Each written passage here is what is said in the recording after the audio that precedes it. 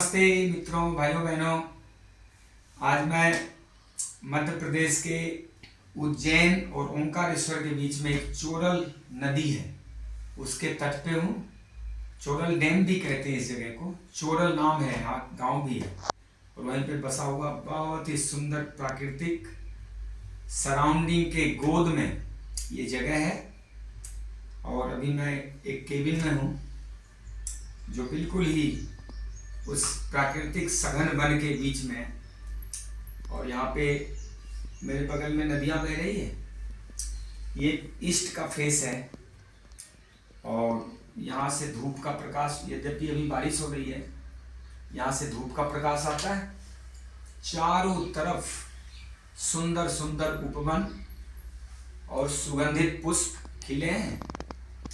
पहाड़ है, नदियाँ हैं, झरने हैं और तमाम तरह की जो प्राकृतिक व्यवस्थाएं यहाँ हो सकती है, सब कुछ है। यहाँ पे 2-3 घंटे प्रकृति के सुरम्य वातावरण में दिन में लेटता हूँ, जहाँ पे नीचे मिट्टी होती है, साथ में जल भी होता है उस पे, मतलब गीली मिट्टी, ताजी हवा और स्वस्थ प्रकाश और सुंदर आकाश, मतलब पांचों तत्व एक साथ शरीर के तल पे मिलता है। अब मन को आत्मिक आनंद और इस प्रकार अद्भुत एक वातावरण है। नींद की बात है तो 10 से 4 की नींद मैं लेना पसंद कर रहा हूँ। और एकदम बढ़िया सुंदर, जिसको कहते हैं स्वस्थ व्यवस्था।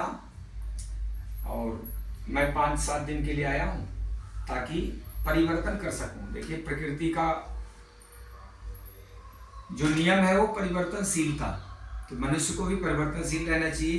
कभी कभी अपने शहर के प्रदूषित वातावरण से, वो भागदौड़ भरी जिंदगी, तमाम उपद्रव के माहौल से निकल के 2-4 दिन ही सही कहीं शांत एकांत में जाना चाहिए। कुछ कविताएं लिख सकें, कुछ पढ़ सकें, कुछ संगीत सुन सकें, अपने हृदय के तल पे जो गूढ़ श्रद्धा और प्रेम विकसित होता है उसको समझ सकें। मन के गहरे तल पे जो चिंतन होता है उसको कर सकें और प्रकृति के साथ तालमेल बिठाते हुए थोड़ा ये भी संकल्प ले सकें कि हमें प्रकृति की सुरक्षा करनी है और प्रकृति को बचा के रखना है। क्योंकि आप ये समझें कि प्रकृति है तो हम हैं, पेड़ है तो फेफड़े हैं, जल है तो जीवन है।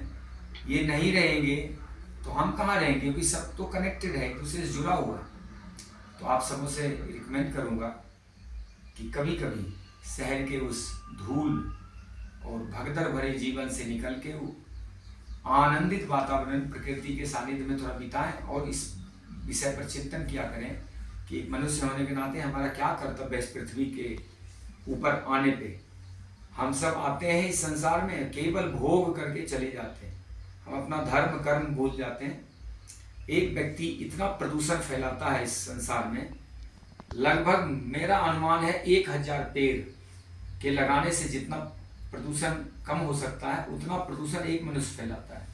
तो एक मनुष्य को कम से कम 1000 पेड़ की जरूरत है। उसका नैतिक और धार्मिक दायित्व है कि उसको पेड़ लगाने चाहिए, जल संरक्षण करने चाहिए, प्लास्टिक उन्मूलन करना चाहिए। यहाँ पे कोई प्लास्टिक का प्रयोग नहीं होता है, यहाँ पे ज़्यादातर वो जो कपड़े वाली थैली उसका प्रयोग किया जाता है। और कोई यहाँ पे बीड़ी शराब सिगरेट वाले को घुसने नहीं देते हैं। और पूरी तरह सात्विक जीवन और एक व्यवस्था है, खाने पीने का भी, सोने का नियम, कोई टीवी नहीं मिलेगा यहाँ पे, कोई थोड़ा बहुत इंटरनेट है, जो काम है आप निपटा सकते हैं। और अद्भुत है, अद्भुत है। तो 3-4 बातों पे मेरा विशेष ये वीडियो बनाने का मकसद है।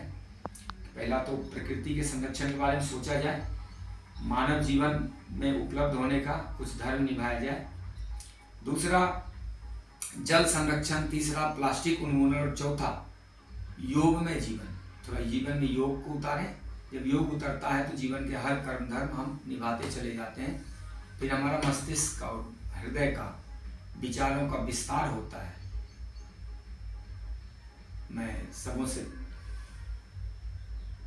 प्रार्थना करता हूँ इस विषय पर विचार कीजिएगा। धन्यवाद। ओम जय श्री राम।